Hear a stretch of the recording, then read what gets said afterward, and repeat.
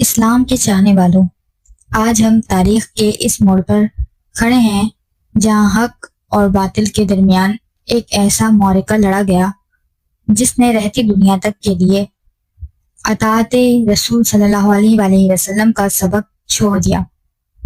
یہ قصہ ہے احد کے اس پہاڑ کا، جس کے بارے میں میرے نبی نے فرمایا تھا کہ احد وہ پہاڑ ہے جو ہم سے محبت کرتا ہے اور ہم اس سے محبت کرتے ہیں، لیکن اس محبت کی داستان لہو سے لکھی گئی تھی۔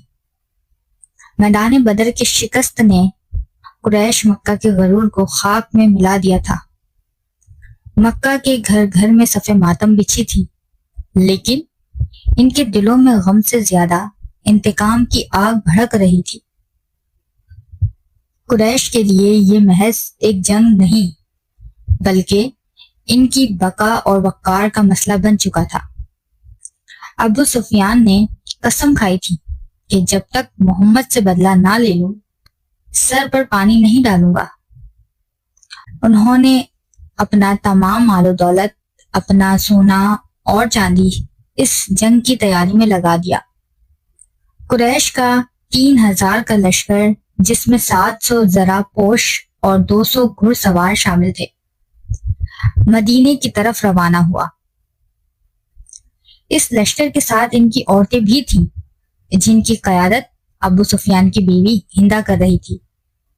وہ دف بجا کر اپنے مردوں کو جوش دلا رہی تھی۔ یہ عربوں کی ایک قدیم روایت تھی تاکہ کوئی مرد میدان جنگ سے بھاگنے کا سوچ بھی نہ سکے، کیونکہ پیچھے ان کی عزتیں عورتیں تھیں۔ ہندا اور اس کے ساتھی عورتیں جو اشعار پڑھ رہی تھیں، ان کا مفہوم کچھ یوں تھا: اگر تم آگے بڑھے تو ہم تمہیں گلے لگائیں گی اور فرش عیش بچھائیں گی، لیکن اگر تم پیچھے ہٹے تو ہم تم سے جدا ہو جائیں گی، ایسی جدائی جس میں کوئی محبت نہ ہوگی۔ یہ ایک خوفناک نفسیاتی دباؤ تھا جس نے قریش کے سپاہیوں کو لڑنے یا مرنے پر مجبور کر دیا تھا۔ جب یہ خبر مدینہ پہنچی تو اللہ کے نبی صلی اللہ علیہ وآلہ وسلم نے صحابہ کو جمع کیا۔ حضور صلی اللہ علیہ وآلہ وسلم نے صحابہ سے مشورہ کرنے سے قبل ایک خواب دیکھا تھا جس میں آپ صلی اللہ علیہ وآلہ وسلم کی تلوار میں دندانہ پڑ گیا تھا اور ایک گائے ذبح ہو رہی تھی۔ آپ صلی اللہ علیہ وآلہ وسلم نے اس کی تعبیر یہ لی تھی کہ آپ صلی اللہ علیہ وآلہ وسلم کے اہل بیت اور صحابہ میں سے سب کچھ لوگ شہید ہوں گے۔ یہی وجہ تھی کہ نبی کریم صلی اللہ علیہ وآلہ وسلم کا دلی منشا یہ تھا کہ مدینے کے اندر رہ کر دفاعی جنگ لڑی جائے۔ آپ صلی اللہ علیہ وآلہ وسلم نے صحابہ کے سامنے یہی رائے رکھی، لیکن نوجوان صحابہ کا جوش دے دنی تھا، خاص طور پر وہ لوگ جو بدر میں شامل نہ ہو سکے تھے۔ وہ شہادت کی تمنا میں تڑپ رہے تھے۔ ان نوجوانوں کے اصرار پر آپ صلی اللہ علیہ وآلہ وسلم نے ان کے جذبے کی قدر کرتے ہوئے مدینے سے باہر نکل کر لڑنے کا فیصلہ فرمایا اور گھر جا کر اپنی زرہ پہنی اور ہتھیار سنبھال لیے۔ جب صحابہ کو احساس ہوا کہ شاید انہوں نے اپنے رائے پر اصرار کر کے آپ صلی اللہ علیہ وآلہ وسلم پر دباؤ ڈالا ہے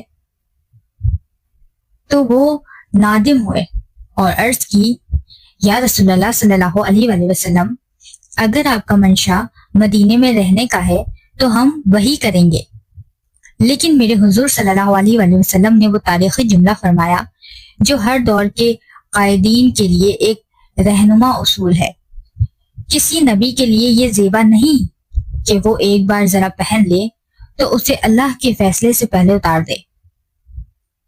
شوال کا مہینہ تھا جب اسلامی لشکر احد کے دامن میں پہنچا۔ ذرا تصور کریں اس منظر کا، ایک طرف 3000 کا مسلح لشکر اور دوسری طرف صرف 700 جانثار۔ اللہ کے نبی صلی اللہ علیہ وآلہ وسلم نے ایک صحابی کو ان کی جگہ کھڑا کیا۔ آپ صلی اللہ علیہ وآلہ وسلم نے احد کے پہاڑ کو اپنے پشت پر رکھا اور یہاں وہ سب سے اہم فیصلہ کیا جو اس جنگ کا مرکز و محور بنا۔ آپ صلی اللہ علیہ وآلہ وسلم نے 50 بہترین تیر اندازوں کو منتخب کیا اور انہیں جبل رامت تیر اندازوں کی پہاڑی پر کھڑا کر دیا۔ ان کا امیر حضرت عبداللہ بن جبیر کو مقرر کیا گیا۔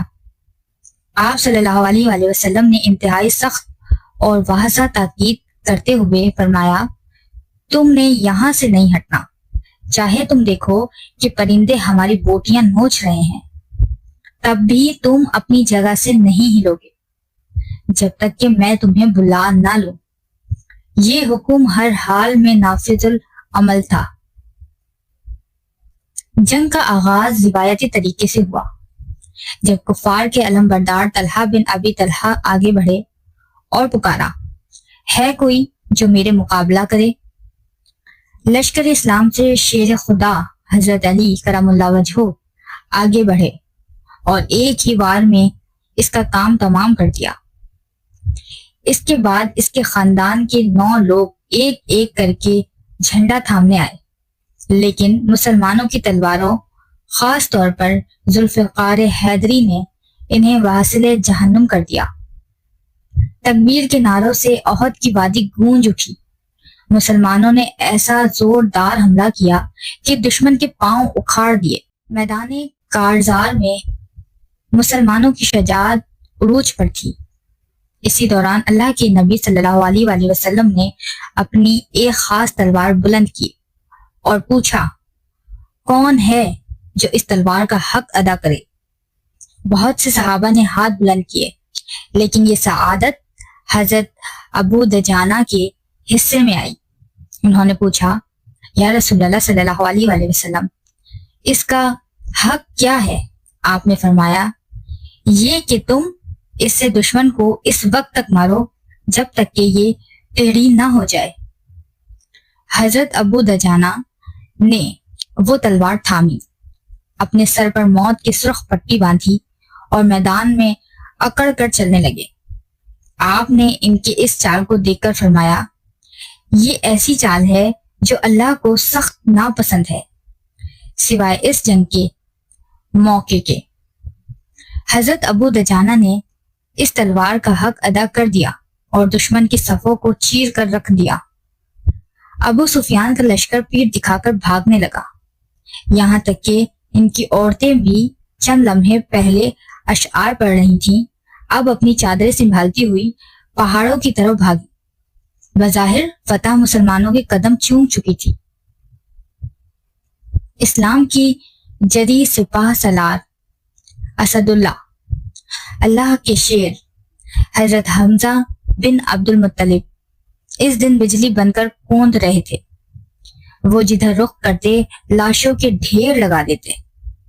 ان کی بہادری دشمن کے لیے موت کا پیغام تھی، لیکن دوسری طرف جبیر بن مطعم کا غلام وحشی ایک چٹان کے پیچھے چھپا ہوا تھا۔ ہندا نے اسے لالچ دیا تھا کہ اگر تم نے حمزہ سے بدلہ لے لو جس نے بدر میں اس کے باپ کو مارا تھا، تو میں تمہیں سونے سے تول دوں گی اور تمہیں آزادی مل جائے گی۔ وحشی جو نیزہ اندازی میں ماہر تھا بیان کرتا ہے کہ میں حمزہ کو دیکھ رہا تھا، وہ لوگوں کو گاجر مولی کی طرح کاٹ رہے تھے۔ جیسے ہی وہ میرے قریب سے گزرے، میں نے اپنا نیزہ پوری قوت سے ان کی طرف پھینکا۔ وہ نیزہ حضرت حمزہ کو لگا۔ اللہ کا وہ شیر لڑکھڑایا اور پھر تاریخ نے دیکھا کہ اسلام کا وہ عظیم سپاہی زمین پر گر گیا اور جام شہادت نوش کر لیا۔ حضرت حمزہ کی شہادت مسلمانوں کے لیے ایک بہت بڑا دھچکا تھا۔ میدانی جنگ میں مشرکین بھاگ رہے تھے اور ان کا مال و اسباب، سونا چاندی اور ہتھیار بکھرا پڑا تھا۔ پہاڑی پر موجود تیر اندازوں نے جب یہ دیکھا تو ان کے دلوں میں خیال آیا کہ اب یہاں رکنے کا کیا فائدہ، جنگ تو ہم جیت چکے ہیں۔ ان کے امیر حضرت عبداللہ بن جبیر نے انہیں پکار پکار کر روکا حضور کا وہ سخت حکم یاد دلایا، لیکن اکثریت نے سمجھا کہ آپ صلی اللہ علیہ وآلہ وسلم کا حکم صرف جنگ کے دوران کے لیے تھا اور اب جنگ ختم ہو چکی ہے۔ چنانچہ صرف چند صحابہ کے سوا باقی سب نیچے اتر گئے۔ خالد بن ولید جو اس وقت تک مسلمان نہیں ہوئے تھے، ایک ذہین سپہ سالار تھے، انہوں نے یہ سب دیکھ لیا۔ انہوں نے فوراً اپنے گھڑ سوار دستے کے ساتھ گھوم کر پشت سے حملہ کر دیا۔ پہاڑی میں موجود حضرت عبداللہ بن جبیر اور ان کے چند ساتھیوں نے جان فشانی سے مقابلہ کیا، لیکن وہ سب شہید ہو گئے۔ اب جنگ کا نقشہ مکمل طور پر بدل چکا تھا۔ مسلمانوں پر دونوں طرف سے حملہ ہو رہا تھا۔ مشرکین جو بھاگ رہے تھے واپس پلٹ آئے۔ اسی دوران شیطان نے آواز لگائی، محمد شہید کر دیے گئے۔ یہ افواہ اتنی شدید تھی کہ صحابہ کے ہاتھوں سے تلواریں چھوٹ گئیں۔ مایوسی کی ایک لہر دوڑ گئی، لیکن حضرت انس بن نصر جیسے جلیل القدر صحابہ نے پکار کر کہا، اگر محمد شہید ہو گئے ہیں تو ان کے رب تو زندہ ہیں، اٹھو اور اسی مقصد کے لیے جان دے دو جس کے لیے انہوں نے جان دی۔ وہ یہ کہتے ہوئے لڑتے ہوئے شہید ہو گئے۔ ان کے جسم پر 80 سے زیادہ زخم تھے۔ جب یہ خبر پھیلی تو حضرت قعب بن مالک، وہ پہلے صحابی تھے جنہوں نے حضور صلی اللہ علیہ وآلہ وسلم کو زندہ دیکھا، اور پکارا، اے مسلمانوں، اللہ کے رسول یہاں تشریف فرما ہے۔ مشرکین کا رخ حضور کی طرف ہو گیا۔ دشمن آپ کو ختم کرنے کے لیے پاگل ہو رہا تھا۔ اس وقت صرف چند صحابہ آپ کے گرد جمع تھے۔ یہ وہ لمحہ تھا جب عشق رسول کے انوکھے چراغ روشن ہوئے۔ حضرت طلحہ بن عبید اللہ نے اپنا ہاتھ آگے کر دیا تاکہ کوئی تیر حضور کو نہ لگے۔ ایک کے بعد ایک تیر ان کے ہاتھ پر لگتا رہا۔ ان کا ہاتھ کٹ کر شل ہو گیا، لیکن انہوں نے ہاتھ پیچھے نہیں ہٹایا۔ پھر حضرت ابو دجانہ آئے، انہوں نے اپنے کمر حضور صلی اللہ علیہ وآلہ وسلم کے سامنے کر دی اور خود جھک گئے۔ تیر ان کے پیٹ میں دھستے رہے مگر وہ اپنی جگہ سے نہیں ہلے۔ وہ آپ صلی اللہ علیہ وآلہ وسلم کے لیے ایک زندہ ڈھال بن گئے۔ اس میدان میں حضرت ام عمارہ، نصیبہ بنت قعب جیسی جری خاتون نے بھی تلوار اٹھا لی۔ وہ اپنے شوہر اور بیٹوں کے ساتھ آپ صلی اللہ علیہ وآلہ وسلم کا دفاع کر رہی تھیں۔ انہوں نے ابن قمیہ کے حملے کو روکا اور خود شدید زخمی ہوئی مگر پیچھے نہ ہٹیں۔ ابن قمیہ نے پتھر مار کر حضور صلی اللہ علیہ وآلہ وسلم کے دانے مبارک شہید کر دیے۔ خود کی کڑیاں آپ کے رخسار مبارک میں دھس گئیں۔ آپ صلی اللہ علیہ وآلہ وسلم شدید زخمی حالت میں ایک گڑھے میں گر گئے۔ حضرت فاطمہ اور حضرت علی نے آپ صلی اللہ علیہ وآلہ وسلم کے زخم دھوئے اور کھجور کی چٹائی کی راکھ سے خون روکا۔ وہ منظر کتنا رقت امیز ہوگا۔ جنگ کے اختتام پر جب حضور شہداء کی لاشوں کے پاس تشریف لے گئے تو منظر انتہائی المناک تھا۔ حضرت مصعب بن عمیر، اسلام کے پہلے مبلغ جو مدینے کے سفیر تھے، جب شہید ہوئے تو ان کا کفن اتنا چھوٹا تھا کہ سر ڈھانپتے تو پیر کھل جاتے، پاؤں ڈھانپتے تو سر کھل جاتا۔ آپ نے ان کے سر کو ان کی چادر سے اور پاؤں کو ازخر گھاس سے ڈھانپنے کا حکم دیا۔ حضرت حمزہ کا جسد مبارک دیکھ کر آپ صلی اللہ علیہ وآلہ وسلم کو جتنا دکھ ہوا وہ تاریخ کبھی نہیں بھول سکتی۔ ہندا نے انتقام کی آگ میں ان کا پیٹ چاک کر دیا تھا اور ان کے کلیجہ چبایا تھا۔ آپ صلی اللہ علیہ وآلہ وسلم نے انہیں سید الشہداء، شہیدوں کے سردار کا لقب دیا، اور ان کی تدفین کے وقت آپ صلی اللہ علیہ وآلہ وسلم کی آنکھوں سے آنسو جاری تھے۔ احد کی اس جنگ کا انجام بظاہر مسلمانوں کے لیے تکلیف دہ تھا، لیکن اہل علم کے نزدیک اسے مسلمانوں کی شکست کہنا درست نہیں۔ یہ ایک آزمائش اور ایک بڑا سبق تھا۔ جس میں مسلمانوں کا نظم و ضبط بکھر گیا تھا اور انہیں بھاری جانی نقصان اٹھانا پڑا۔ تاہم کفار اپنے اصلی مقصد اسلام کو ختم کرنے، مدینہ پر قبضہ کرنے اور حضور اکرم صلی اللہ علیہ وسلم کو نعوذ باللہ شہید کرنے میں مکمل طور پر ناکام رہے۔ وہ مسلمانوں کے حوصلے پست نہ کر سکے اور واپس مکہ بھاگ گئے۔